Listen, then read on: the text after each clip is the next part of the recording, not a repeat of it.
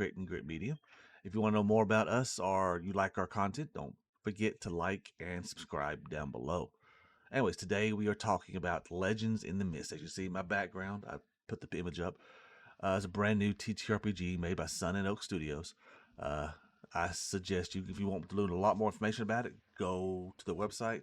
They have beautiful images, beautiful descriptions. But this is a TTRPG that caught me off guard. I wasn't looking around. I just kind of saw an ad for it. It was like the most anticipated TTRPG of 2025. I'm like, okay, let's check it out. I opened it up, and I was pleasantly surprised. It uses a system called the Mist system. Like I said, I've never used or never played any of some other games like City of Mist, Otherscape, etc. But I probably will because I really, really like what I have read and what I've played with City of Mist. Um, with a typical TTRPG like D&D, like Pathfinder, like 90% of the ones out there, you have the base thing, like you have your strength, dex, con, intelligence, wisdom, charisma, and beside it you have a number. The number represents how well you can do that ability. Well, Son of Oak, with the Mist system, threw all that out the window, and there is almost like no numbers on the entire set of character sheet. You have what's called tags or traits, little phrases describing your character. And that's how it works. I'll go a little bit more to the system in a minute, but before we flip over to Foundry, let's flip over to the Legend of Mist. One thing that really drew my attention is the amazing artwork of Legend of Mist. And one reason I didn't buy the book yet, I just bought the PDF, is because fella broke. And, you buy what you can afford. All right, let's switch over to Legends in the Mist. Now, this is my PDF of it. You can see right there at the bottom, it says it is a legal copy, the property of, and my name. Anyways, let's look at this beautiful artwork, mountain sceneries, birds flying in the air. Kind of gives me that The Last Airbender type vibe, comic book vibe. And one cool thing about Legend of Mist is that when you first jump into this book, starts reading, it starts with a comic book that you can play through an adventure of this main character in the comic book, making choices for it, building a character sheet for it, and it teaches you how to play this game through reading a comic book, which is an amazing quality, especially the fact that with the artwork, you could tell they put a lot of time into this artwork. But I just want to show you the PDF and the artwork. One thing the PDF does have, which I'm grateful for, and I probably will run it because if you've watched any of my other shows, I am currently running a Shadowdark solo adventure using the Shadowdark Oracle. Well, I went in luck because we find it. There it is. Boom. Legends of the Mist comes with an Oracle too, and I love these oracles. One of my favorites way to play solo, which you can play solo with any game, is the Game Master Emulator. It's a book. They actually have an app that I just recently discovered that I'm going to purchase and download to check it out. But you can pretty much use the Game Master Emulator and play any TTRPG you want. But I love it when games put out their own Oracle, their own emulators. And we're going to go through that eventually. Play some solo, learn how to use the Oracle. But let's get back into Legends of the Mist. And I use Foundry. Foundry has two rule sets for Foundry Legend of the Mist. One is outdated. It's called the Legend of Mist Demo. You actually have to have a version 12 of Foundry to actually even run it, but it is so beautiful. Luckily, I use Forge, a server, to host my Foundry, and with it, I can downgrade individual worlds, individual games. And I downgraded, and I played with the Legend of Mist Demo, and I love it. It is just such a pretty version. I wish they would continue with it. But what we have now is the City of the Mist that has been modified to be able to use Legend of Mist. I'm going to explain how you get into it, how you play Legend of Mist in it. Let's load up. Let me flip over to Foundry, and we will go into more details. So this is the Foundry. Full screen. No. Full screen. There you go. This is Foundry's little basic interface. This is I'm using several different mods to get the better look because I don't like the City of the Mist look. If I was playing City of the Mist, I probably like it because it's that neon. Kind of reminds me of the Cyberpunk game, TTRPG. But let's go. First thing you do when you load up City of the Mist is you go to settings, and actually, the first thing you do is you download some modules. You download one called specifically you need is the dice so nice, and the Miss Engine HUD. All right. These are a couple of the extras I added that just I like Carolington UI. I love the look of this UI. It is, to me, I'm trying to pretty up my UI space instead of the traditional what comes with City of the Mist. And then of course I added like an alternative pause icon where I can pretty much change the pause icon when you pause the game. And then it's eventually music. This is just something to Jack. If I want to add music, it's already preloaded in. Anyways, once you add the module and you install it, you go over here to configure settings. First thing you do is click the City of Mist. Up here it says Game System. You're just going to change that from City of Mist or Otherscape down to Legends of the in the Mist. You really don't have to do nothing with Mist Engine HUD unless you want. If that's just something specific in one of these things you want to change. But this is all set and ready to go. Next thing you do is you create a character, which again, these character sheets are, to me, is ugly. Just so ugly. If I knew CSS programming, I would go into the module, go into the CSS, and I would completely remodel this character sheet, which I don't, so I'm not going to do it. But as you can see, character sheet, you got your name. You can see no numbers on here. That is the interesting thing. You have four like tag sheets that you can have. Like one can represent your personality, one represent your circumstance, one can represent your people, or if you're a magic user, it can represent your magic. And this represents you. One thing I did one thing I like to do like about Seeing Mist is I'm able to go ahead and preload all the different things in the book. Here, let's open up a brand new character sheet and we'll go through it and explain different things. All right, so we go ahead and go to create actor, swap this down to character. We'll name it's gonna be a boy, so we're gonna name this Bobby. All right, create actor. So now we have this blank character sheet for Bobby. We have these 4 open slots. Now I could go here and click add thing kit, and you guys the list. But what I'm gonna do is I'm gonna go over here. I'm gonna start with personality, okay? Because I like to know what my player's personality is. So I'm gonna go over here to items. I know, to me, I know it's in origin. So I go to origin. I find the one that says personality because I've already preloaded all the questions that's in the book for it, and drag it over here. Boom, main theme. It's gonna pop up personality added. I hit this lightning bolt, and I hit number 1, A. It says, "What personality trait is most central to you?"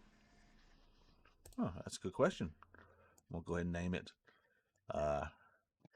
Well, instead of me doing that, let's see a personality trait that's most central to me. There you go. I am friendly. So I'm gonna go in here and type in friendly, like I spelled today. Friendly, and close it. Boom. That is the primary personality of my traits. Now I choose 2 more positive and 1 negative. All right, so I'm gonna go hit the lightning bolt again. Going to click on B. That says, "In what situations read today? In what situations does your personality truly shine?" Oh, I know one. Debating with friends. I love to debate. Like we'll have Bobby be a debater, a talker, almost like a bard type character. He loves to debate people. So debating.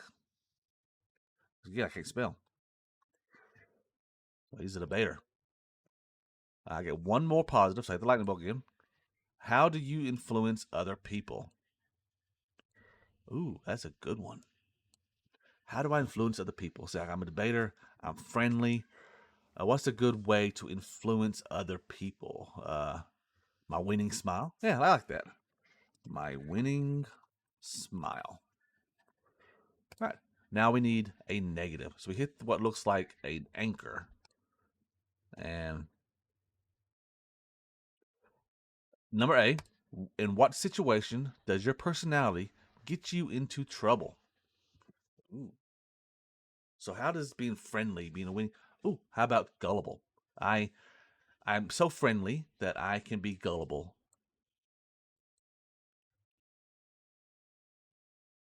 I didn't spell it right, but it's no big deal. I think it's gullible. Yeah. Okay, cool. So we have your two pods up. Now we need a quest that is like this.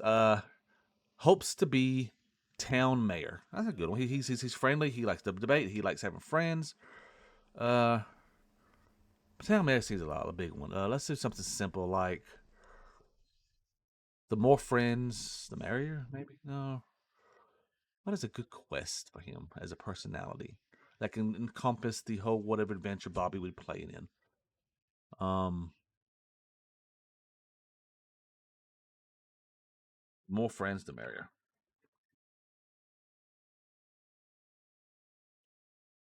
Okay, that's my quest. So next we decide what else do we want to add to him. We can add some past to him. Like what happened to his past. Maybe something traumatic happened. A skill or trade. Maybe he's a blacksmith. Maybe he's a you know. Add people to it. We can sit there and decide what race. There's other sections like you got adventure, which has duty, influence, knowledge, relics, uncanny being. You can be like a Feywild or whatever. We'll go back to a variable. This is where magic's at. Possessions. Like if you have a companion, you can add a companion tag here. You got greatness, destiny, dominion, mystery. If you're building a monstrosity like a dragon, you use that one. Let's go to people. Add a people to it. Main theme. Boom. All right. First question: what do your people call themselves or one of their members? This is where, say, I want to be a catfolk or a beaverkin or any kind of race that's not human. I'm an elf. Not drow. I'm a gnome. I'm a goblin. Anything you can imagine can be the type of person you are.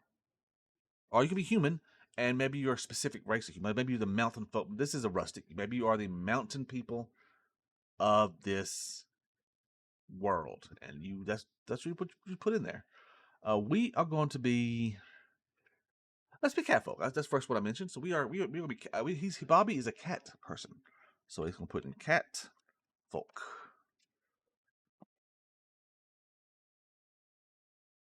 Boom. There you go. Then we have to plus again. Can we get two more? What physical attribute common?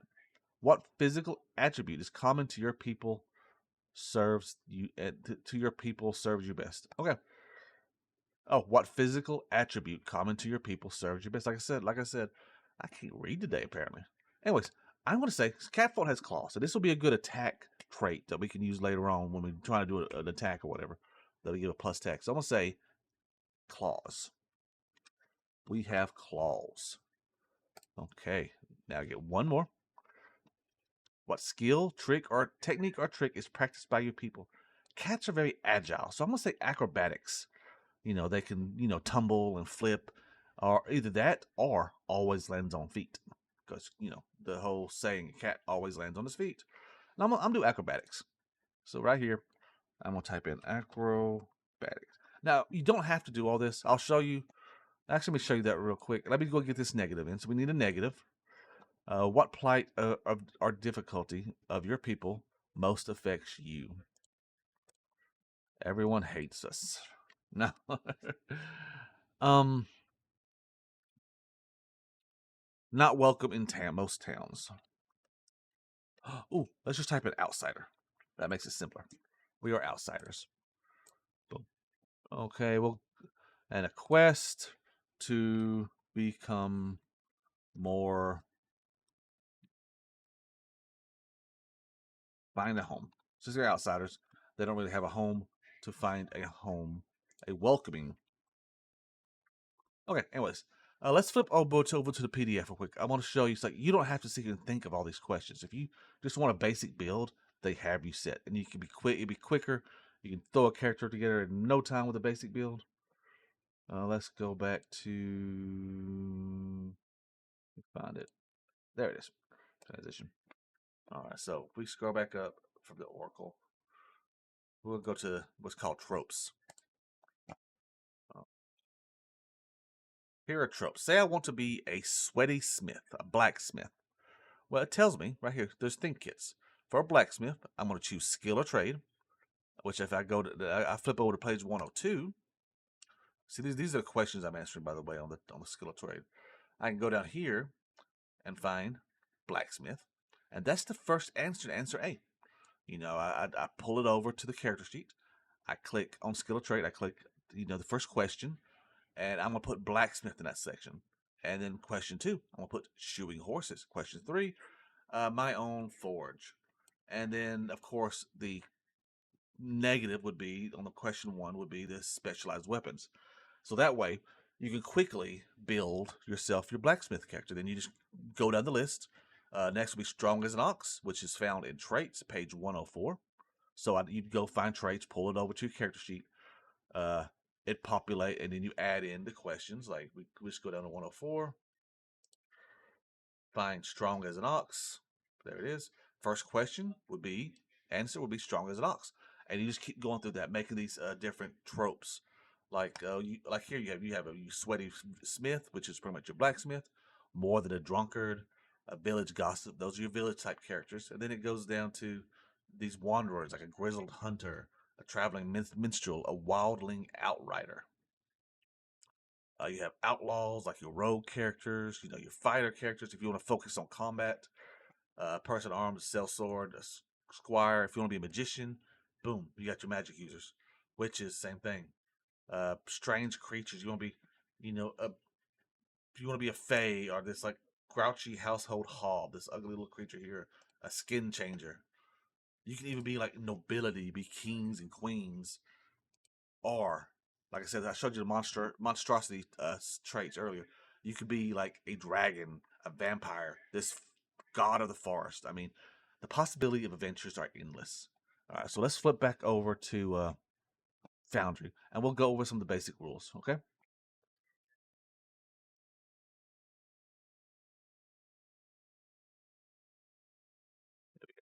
boom, back to Foundry. All right, so we're going to just close up Bobby. We're going to open up one that's already been completed. Oh, this is the pretty thing. I know the main character sheet super ugly, but since we have the stuff loaded up and set to that, we do get this pretty small broken down character sheet that kind of resembles the look you want for this kind of game.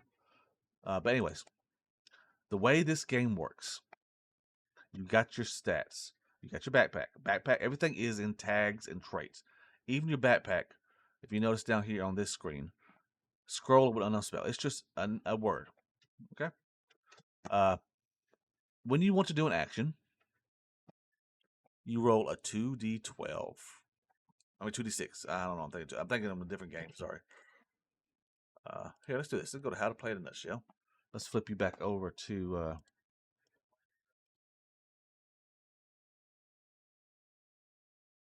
There it is. Boom. All right, how to play in a nutshell. All right. I said this game runs on tags, short descriptors that say what's true and give power to or weaken your hero's action. Handsome spell slumber, yada yada. Themes related to related sets of tags in Quest. Your hero has 4 themes. That's what we just went through. There are story tags that can affect it, statuses that can affect it. Um, uh, okay, let's go back over here and then we'll explain making a roll. Okay. Anyways, let's say I want to cast a spell with my rudimentary magic. Okay. Well, I'm gonna go over here to my thing and find everything that works for me casting this spell. Say I'm gonna make fireworks shoot up in the air because it's very rudimentary. So I'm gonna select it. I click it, rudimentary. Highlights. All right. Let's see. Anything else that works with rudimentary wizard? I want to say a learning environment because I'm still learning. So this is a basic spell. Boom. Fireworks is mostly bells and whistles. That might work. My witch blood, that would help do it. And simple magic tricks. There we go. So I selected 1, 2, 3, 4. All right, and this is going to be what's called a quick roll. So I go over here and click quick. It rolls 2d12, a 2d6, which is 7. But I selected 4 items, so it adds 4 to it. So 4, 6 plus 4 is 10. So I rolled a 10. All right. Uh, the way it works, if you roll a 1 to 6, that is a fail with a consequence. 7 to 9, if you roll is a success with a consequence, and 10 or more is you succeed. Um, if you roll double snake eyes, double ones, which is the lowest roll, that is uh, a like a critical failure. Double sixes is a critical success. Like I just rolled a 10, which is a success. So he see him kind of wave his wand around. Fireworks start to shoot out of it as he successfully casts this spell. But say you want to do something more detailed, like not just cast a spell. Maybe this monster is running after you, and I want to attack that monster. I want to do hurt it. So the same thing. Let's see. For him, let's build a pool first. Uh, let's see. What is he? Is witch blood? Okay. He has simple magic trick, so I can do a basic magic spell. So let's use that one. Um, I told my trade apprentice one. That is one. Um, I think that would be it. I don't think rudimentary magic would work on casting a spell. So I'm using my. I'm gonna take out simple magic tricks too. So that's a pool of two. Tool of my trade and witch blood. So I say the skeleton is rumbling, stepping slowly, moving towards you, and I want to cast a basic like fire spell, like a fireball from D&D, like something that will blast a little bit of fire towards him. So I built my pool. I'm gonna go to a detailed attack and click it. 4, 5, 6, 7. Okay, here it actually gives you a rule here. Okay, look, I rolled a 9 on my attack, so that is a success. But there will be some consequence for the success because it was between the 7 and 9. So it's a success with consequence. It says I have 2 power to spend now. Uh, for example, attack. So I can give the creature a harmful status effect. As far as HP, that's how it works. Like as your character, you can get a status effect, say wounded, up to 5 before your character is out of commission. Or any negative status effect up to 5 will pretty much put your character out until the condition clears or you roll a new character. So, like it says right here, I can attack. I can give your target a harmful status effect condition, which is, for example, wounded, offended, or cursed. Well, since you're doing fire, I would actually say let's do one called burnt, and I could put all 2 of it and make him be burnt too. Um, maybe trying to stop something. Of course, you can give your target a hindering status, a tag, or status. Uh, and for this one though, it's 1 power per tier or 2 power per tag. So I can if I'm going to make a tag, then it'd be 2 power. But if I'm just moving up a tier, then it's 1 power. Uh, but like I said, if I'm attacking, I would stick to his attack one. I would do like burnt, and he's status of 2. Yeah. Let's say he's getting attacked. But that is the basics of this game. You know, you're going around, you're adventuring. Uh, uh, let's look at the tags. Let's pull that up. Boom. Move this out of the way. I want a scene tag. I want a character tag. Where's my character tags? Ah, here we go. Down here. Tag / fellowship. So say he gained a negative effect. Maybe he's in town and he wrote a consequence, and it was to be flustered too, making it not easy to speak right now. So I would go over here, boom, tag is going to be called flustered,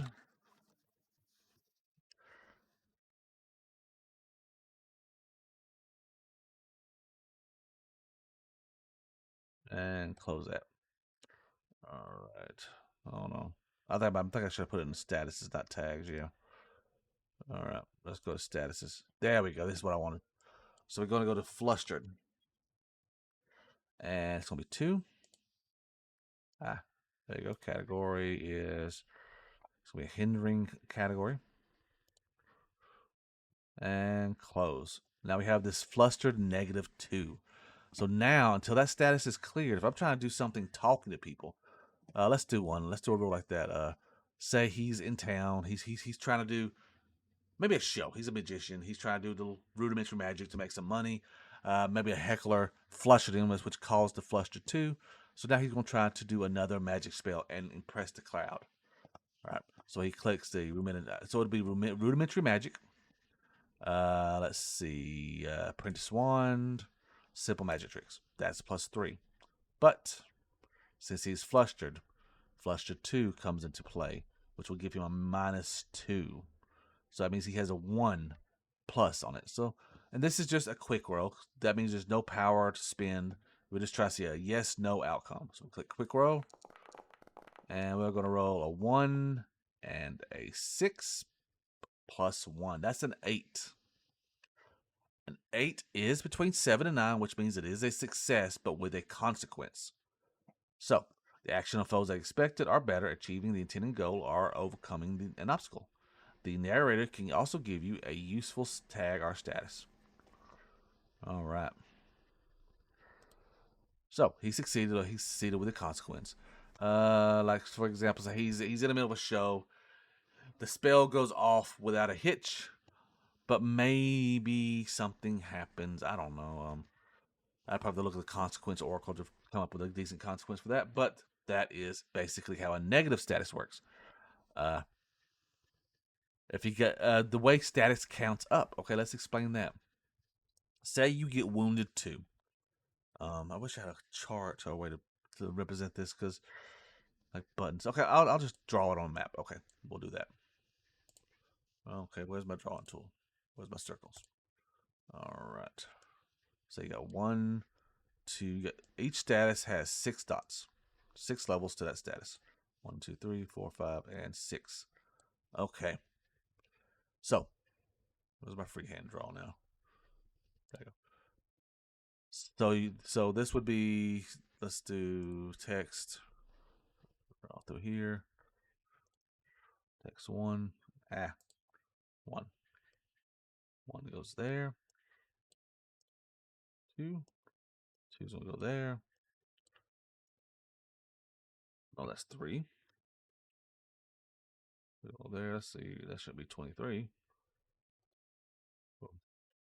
Okay. Put it on here. That's gonna be 4, not 5. 4. Put 1 here. That's gonna be 5. And put 1 here. This is gonna be 6. Okay. So freehand. Let's change the color while I'm on freehand. I don't want white. Let's make it red. Okay. Configure it. Awesome. Oh, so you get attacked, and the weapon hits, and you're not able to block it. And say 2 power of the creature comes over and hits you. Okay, that's fine. That means you will get like say wounded 2, cut 2, burnt 2, depending on the type of a damage it is. So you'd go to your statics, your tag, and mark. Okay, I'm drawing. I am wounded 2. Okay. It goes around again, and say you get hit again for another wounded 2. So a lot of people would assume, okay, I'm wounded 2, so that means it makes me wounded 4. No. The way it works is I go back to wounded 1, and I count 1, 2. Since 2 is taken, I move over to 3. So now I am wounded 3. Okay. Say it happens again. I get wounded 2 again. Same thing. I start at 1, go 1, 2. It's full. I move over. It's taken. I move over.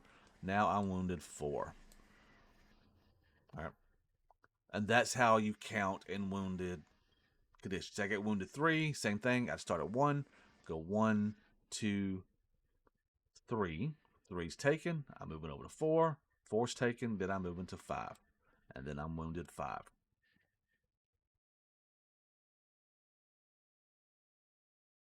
But the thing is, if I just get wounded 1, for example, I'm at wounded 5, but I get wounded, but only by wounded 1. Then I'd start at 1. Oh, what? 1's not taken. So now I'm wounded 1 there. That is how the wounded system or the status system moves up. All right. It makes a little sense. When I first read, I was like, "Crap! That means you pretty much have 5 HP." Well, technically, no. Depends on the wounded and the severity of the damage. Yes, if you get hit like some mass, maybe you take on like a god at level 1, and you get hit with an attack that puts 5 points of status damage on you. Yeah, you're pretty much out first hit. But a normal fight, normal characters, no, you it's gonna take a little, it's gonna take more than just 5 HP and damage to take you out, because you always start back at 1 and count. So move to 2, 1, 2. If two's full, you move to 3. If three's full, you move to 4, and so on. I do plan on doing a solo adventure with Legend of Mist. I think this game is just built for this kind of stuff. This game's built to tell your story, to tell your narrative, to tell your fiction, and I am very looking forward to playing. I actually start a game that I actually signed up on. I love start playing games. I run games on SBG. If you're looking for a game master, dungeon master, what you want to call it, narrator, MC, Noble Goblin, that is my handle on there. But I also play games on there. I just joined a Legend in the Mist game for Friday mornings. I'll let you know how it goes. Uh, but I'm hoping it goes good. Anyways, if you liked this adventure, anyways, if you liked this little review of Legend of Mist, which for me, if I give it a star rating, it'd be a 5 out of 5 stars, 10 out of 10. However high the stars go, this game is one that I really want to play. I really want to get into. I really want to learn more about it. If I ever got any of the rules wrong, of course, you're free to comment down below and let me know what I got wrong. Like I said, I am still learning this system. I've never played a Mist system game like City of the Mist or Otherscape or any of the other Son of Boat games they might have. Um, like I said, I am Joseph. This is a production of Crit and Grit Media. If you like our content, we are coming out with some actual play TTRPGs, starting with Pathfinder 2e. That is probably going to be our primary system when it comes to actual play. Pathfinder 2e is an amazing system, a lot like D&D. It's crunchy, it's strategic, it gives open for great character builds, great role play moments. We got some great cast and crew that we're working on bringing together for this actual plays. So look at that. I will actually be DMing. Sorry, I'm old school. I will actually be GMing the first game, which will going to be titled Marked for Death, but it is actually the Pray for Death module for Pathfinder 2e, which is a high level 14 through 18 module where players get to be assassins for the Red Mantis. It's going to be lots of fun. It's going to be starting sometime in November. So if you like this, if you want to know more about the stuff coming out, feel free to like and subscribe. That means a lot to us. We make this comment because I love making content. I love TTRPGs. Like I said, I've been doing this for 30 years, and this is a passion of mine. And my fellow co-workers, co-creators. I'm not really the creator. I'm just a content maker. You'll get to meet El Chivo and Big Red once we start doing actual plays. Maybe they'll make a video or two before then. Anyways, I'm rambling on. Again, if you enjoyed it, like and subscribe. Otherwise, you have a great day, and may those crits always be in your favor.